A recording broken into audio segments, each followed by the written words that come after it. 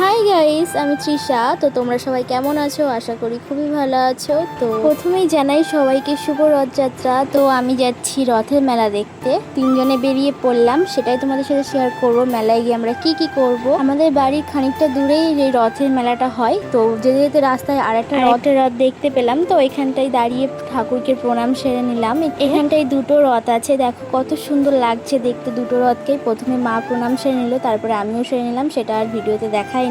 তো দেখো তোমাদের ঠাকুরটা দেখাচ্ছি, কত সুন্দর লাগছে ঠাকুরকে। তারপরে আমরা মেলায় চলে এসেছি, যেই মেলার উদ্দেশ্যে বাড়ি থেকে বেরিয়েছিলাম। তো দেখো মেলার চারিপাশে কত রকম দোকান বসেছে, সেটাই তোমাদের সাথে শেয়ার করছি। আমার তো মেলা যেতে খুবই ভালো লাগে, তোমাদের কার কার ভালো লাগে মেলা যেতে অবশ্যই বলো।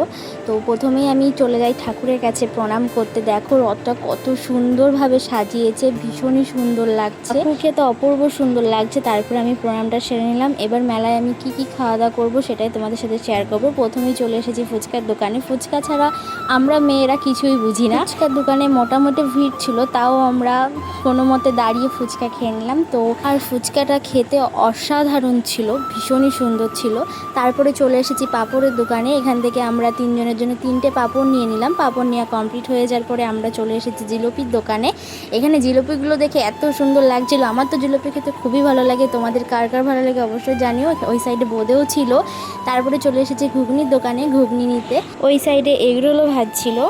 তো আমার ঘুগনি নেওয়া হয়ে গেছে, ঘুগনিটাও খুবই টেস্টি ছিল। ঘুগনি খাওয়ার পরে আমরা চলে এসেছি আইসক্রিম দোকানে। যা গরম পড়েছে, এই গরমে আইসক্রিম না খেলে তো চলেই না। এখান থেকে আমরা 2 রকম আইসক্রিম নিয়ে নিলাম। আইসক্রিম নেওয়া কমপ্লিট হয়ে গেছে। তো এবার আইসক্রিম খেতে খেতে বাড়ির দিকে রওনা দিলাম। তো ভিডিওটা এই পর্যন্তই ছিল, ভালো লাগলে অবশ্যই লাইক কমেন্ট করো। টাটা।